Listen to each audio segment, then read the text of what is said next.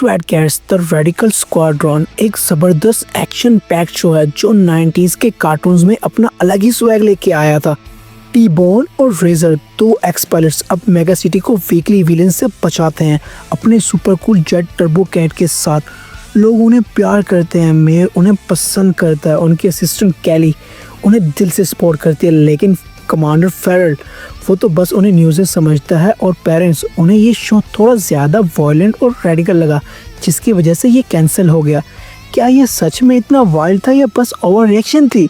चलो इसके एपिसोड्स की कहानी शुरू से एंड तक एक्सप्लोर करते हैं और खुद डिसाइड करते हैं।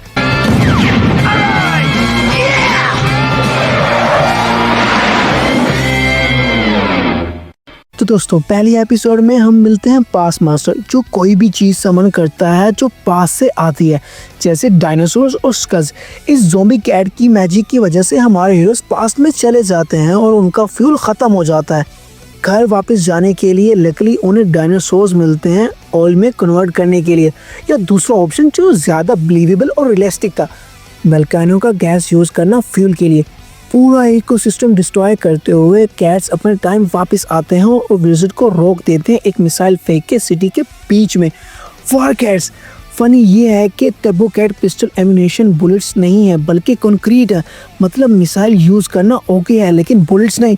आई गेस दैट्स फाइन। तो दोस्तों, दूसरे एपिसोड में हमारे हीरोज फिर वापस आ जाते हैं सिविलियन लाइफ में, पीसफुल टैलेंटेड मैकेनिक्स के तौर पे, जिनकी रेगुलर क्लाइंट है मेयर की असिस्टेंट कैली।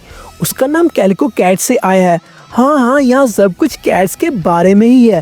दोनों कैट्स उसे बहुत ज़्यादा चुपके से लव करते हैं, स्पेशली क्योंकि वो स्वैट कैट्स को लव करती है और उनका सिटी के लिए जो काम है।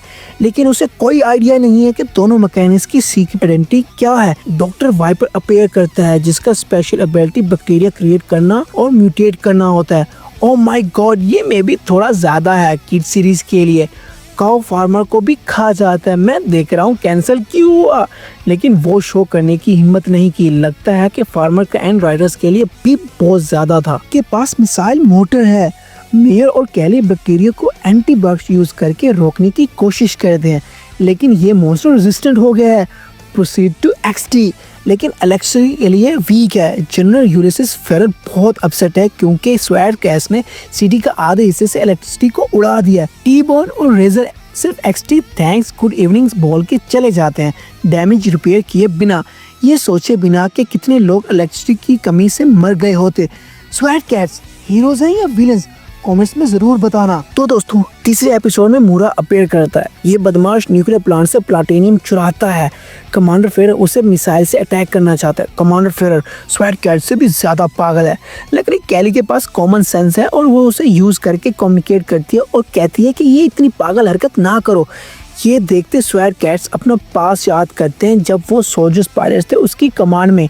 एक मिशन में डार्क कैट का सामना करते हैं। आइस के पास विलन टारगेट में था, लेकिन कमांडर इंटरफेयर करता है हमारे हीरोज को बोल के इंटरफेयर ना करें और उस सिचुएशन हैंडल करने दें क्योंकि वो बस न्यूज़ेंस हैं। टी-बोन और रेजर के रिफ्यूजल पे फेरर अपनी अथॉरिटी रीअसर्ट करता है और प्रोसीड करता है। एनीवे, जिसकी वजह से स्वैट कैट्स एक बिल्डिंग डिस्ट्रॉय कर देते हैं। पनिशमेंट में फेरल उन्हें फायर कर देता है और मैकेनिक्स के तौर पे काम करने की सजा देता है जब तक बिल्डिंग रिकंस्ट्रक्शन ना पे कर पाए वो। अब मैं समझ गया क्यों कैट्स का पब्लिक प्रॉपर्टी या सिविलियंस के लिए इतना कम लव है। लकीली उनका वर्क प्लेस एक जंक यार्ड है जिसकी मेटल स्क्रैप से उन्होंने अपना टर्बो कैट प्लेन, सब गैजेट्स और सीक्रेट बेस बनाया।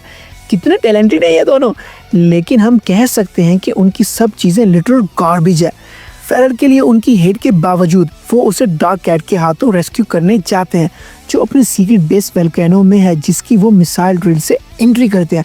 फाइनली बॉयज़ का रिवेंज है और अब वो हैं जो उसकी अथॉरिटी रिस्पेक्ट करते हैं, कमांडर को डिस्प्लेस करते हैं और फाइनली डार्क कैट को एंड करते हुए। तो दोस्तों, 5वें एपिसोड में सबसे मेमोरेबल विलन्स अपीयर करते हैं, मैटल कैट्स या metal cats. Original short name में मैं तो यूज करूंगा मैक्स और मॉली, हस्बैंड एंड वाइफ, और गैंगस्टर्स भी जिनकी बॉडीज मर गई है और वो पूरे मेटल हो चुके हैं। उनका पहला जॉब था कि अपने पुराने गैंग को रिकवर करना और करंट बॉस को फ्राई करना। उफ, सिर्फ हैंड दिखते हैं लेकिन लगता है कैंसिलेशन अर्न कर रहे हैं, स्पेशली क्योंकि वो अपने सब फ्रेंड्स को ब्लो अप करते हैं। लेकिन ये वर्स्ट नहीं है क्योंकि वो सिगरेट यूज करते हैं। अनस्पीकेबल टेरर और अगर ये काफ़ी नहीं था तो स्वैट कैट्स को फायर में डिटेक्ट करते हैं जबकि वो पेन में राइड कर रही हैं। मैं समझ रहा हूँ सीरीज क्यों चली गई। मेटल कैट्स डायरेक्टली मेयर के ऑफिस जाते हैं क्योंकि वो बहुत ज़्यादा गुस्से में है कि मेयर ने उनका पैरोल डिनाई किया, जिसकी वजह से उन्हें अल्कैट्राज़ जेल में जाना पड़ा, जो उनका एंड हो गया जब वो शिप से क्रैश हो गए थे। लकीली डॉक्टर जेकब ने उन्हें फाइंड किया और उनके माइंड रोबोट्स में ट्रांसफ़र कर दिए।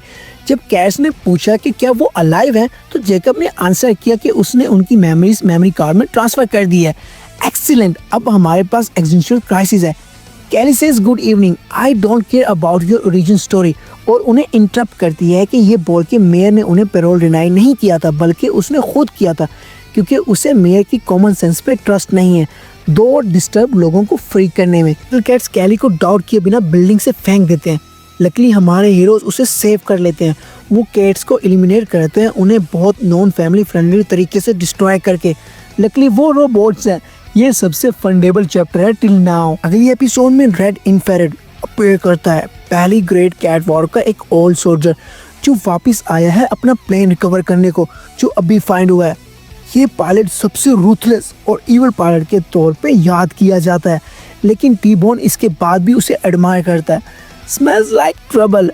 अगर ये नहीं तो स्कल कैट बीन शूटर की वजह से। ये इवल लेकिन एडमायर बीइंग मेयर के सर्च में है, जो उसके बिगेस्ट एनिमी ब्लू मैक्स का डिसेंडेंट है, जो अकेला जिसने इसको शूट डाउन किया था। टी-बोन बैडी को डिफीट करता है उसका ट्राई सिंक करके, और वो बहुत प्राउड फील करता है, लेकिन उसका फ्रेंड उसे हार्ड रियलिटी चेक करता है। बेटर है तुम्हारे पास टेक्नोलॉजिकल एडवांटेज भी था। ये हैं असली फ्रेंड्स। लेकिन ये इस कर्स एपिसोड का एंड नहीं है, क्योंकि रेड लिनक्स ब्लू मैक्स का प्लान न्यू वर्जन पे कंट्रोल कर लेता है, जो मेयर के ग्रैंड ग्रैंडफादर के नाम पे बनाया गया था। सिटी में डिस्ट्रक्शन लाते हुए लगता है इस पॉइंट पे लोगों का चिल्लाना ज़रूरी है, अनलेस लोग ऑलरेडी प्लेन को अपने सर पे मिसाइल दागते देखते नॉर्मल लगते हैं। लेकिन फिर से सिटी का आधा हिस्सा वेडनेसडे को चला जाता है। वो रेड लिनक्स को डिफीट करने में कामयाब हो जाते हैं टी-बोन की स्किल्स की वजह से। फाइनली डिजर्वी विक्ट्री अर्न करते हैं, और चीटिंग से नहीं, जैसे उसके बेस्ट फ्रेंड ने नोटिस किया था।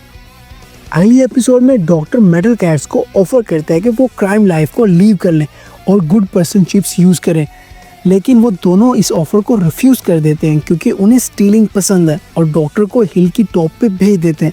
प्लस वो और एक्सटेंशन क्राइसिस नहीं चाहते थे। अच्छा हुआ उन्होंने मना किया, क्योंकि इस चैप्टर में वो मेगा शोर्स यूज़ करेंगे स्वैट कैट से फाइट करने के लिए, एनिमेशन स्टूडियो डायरेक्ट बैंकरप्सी के लिए। लेकिन बहुत ब्यूटीफुल है यार। अगली एपिसोड में एक मैड कैट अपीयर होता है जो स्टैंड अप कॉमेडी को बहुत ज़्यादा हेट करता है, लेकिन बेफून्स को लव करता है। फिर कैट एक क्लाउन से बात करना स्टार्ट करता है, ऑल्दो वो नहीं जानता कि ये विजन है या रियलिटी। वो Jack in the box buffoon के साथ फ्यूज हो जाता है और बेफूनिश पावर्स पा जाता है, जो क्लियर नहीं है कि क्या है और उनकी लिमिट्स क्या हैं, लेकिन वो सब कुछ स्माइलिंग फेस के साथ करता है। ये जोकर डॉक्टर मैनहट्टन और गैम्बिट है। वेल समरी में विलन ब्रोकन है, क्योंकि वो पावर्स निकालता है जैसे राइडर्स का मूड होता है। श्योरली वो इतने ही हैप्पी हैं जितने ये कैट उस दिन जब उन्होंने ये स्क्रिप्ट लिखी, लेकिन इसकी वजह से स्वैट कैट स्माइलिंग वाले को टच भी नहीं कर सकते। सिर्फ एक चीज़ विलन को रोक सकती है, वो जैसे उसकी हेड को लेजर से डिस्ट्रॉय करना, जो डायरेक्ट इम्पैक्ट करता है। डिस्पाइट एक वो 1000 डिफरेंट वेज में डॉज कर सकता है, लेकिन वो पूरा एपिसोड कर रहा था इस तरह। एक चैप्टर में फाइनली हमारे आंसर मिल जाते हैं कि सिटीज की बिल्डिंग फास्ट रिपेयर कैसे करती हैं, टैक्सिक इंक्रीज कैसे होते हैं और डिजास्टर होता है। अगले एपिसोड में हमारे हीरोज अपने टेस्ट ट्रैक पे ट्रेनिंग कर रहे हैं जब सडनली टी-बोन गिरता है और ड्राउनिंग स्टार्ट कर देता है। रेजर उसके सीक्रेट रियलाइज करता है जो टी-बोन छुपा रहा होता है। वो स्विम नहीं कर सकता, जो कैट टॉपिक पे बात नहीं करना चाहता था। वेट, मेरा एक डाउट है। वेल क्या सारे पहले ये लोग सालों से फ्रेंड्स हैं और रेजर को कभी पता नहीं चला? दूसरा, क्या सोल्जर्स बनने के लिए मिनिमम रिक्वायरमेंट्स में स्विमिंग जरूरी होती है? तीसरा, सीरियसली इतने टाइम में वो कभी ऑब्स्टिकल कोर्स पे नहीं गिरा? Meanwhile mega city raccoon city में बन जाता है म्यूटेंट स्लाइम की वजह से, जो डॉक्टर वाइपर ने बनाया। सिटी के क्रिएचर्स को म्यूटेट करना स्टार्ट कर देता है, जैसे फ्रॉग्स, हंटर्स, ये बैटल टोर्स। ये सीरीज रेफरेंसेस जहाँ से मिल सकते हैं वहाँ से निकलते हैं। यहाँ हम कमांडर की नीस फेलिना से मिलते हैं। सच में राइटर्स अपने कैरेक्टर्स के नेम्स के लिए ज़्यादा ब्रेन नहीं लगाता। चैप्टर वाइपर अपने केमिकल जी खुद पे डाल देता है और गॉडजिला म्यूटेंट में बन जाता है। Meanwhile dynamic Duo biochemicals lab में क्योर ढूंढने जाते हैं। अनफॉर्चुनेटली क्योंकि टी-बोन स्विम नहीं कर सकता, एक म्यूटेंट से डैमेज होने के बाद उसे वाउंड होता है जो उसे ज़ॉम्बी कैट में कन्वर्ट कर देता है। रेजर वैक्सीन मिसाइल दागते हुए डॉक्टर वाइपर को डिफीट करता है और सब नॉर्मल कर देता है। अनफॉर्चुनेटली रेजर सी में गिरता है लेकिन टी-बोन उसे सेव करता है क्योंकि वो स्विमिंग सीख गया था जब वो म्यूटेट था। अगली एपिसोड में पास्ट मास्टर वापस आता है, लेकिन अब वो सिर्फ पास्ट कंट्रोल नहीं कर सकता बल्कि फ्यूचर को भी कंट्रोल कर सकता है। हमारे हीरोज़ को डिस्टोपियन फ्यूचर में भेजने जहां मेटल कैट्स सिटी की मेयर्स हैं जो अब कम्प्लीटली रोबोटाइज्ड हैं, बेसिकली एआई कंट्रोल सिटी। जैसे हर फ्यूचरिस्टिक चैप्टर में क्लिची प्रेजेंट होता है जहां रेजिस्टेंस सेम कैरेक्टर्स हैं लेकिन ओल्डर, एक्सेप्ट कैली। वो परफेक्ट थी रिंकल्स डलने के लिए, उन्हें ब्लेम नहीं कर सकते। बैड लक के लिए पास्ट मास्टर को मेटल कैट्स बिट्रे करते हैं जो उसकी वॉच चुरा लेते हैं ताकि वो पास्ट वापस ना जा सके।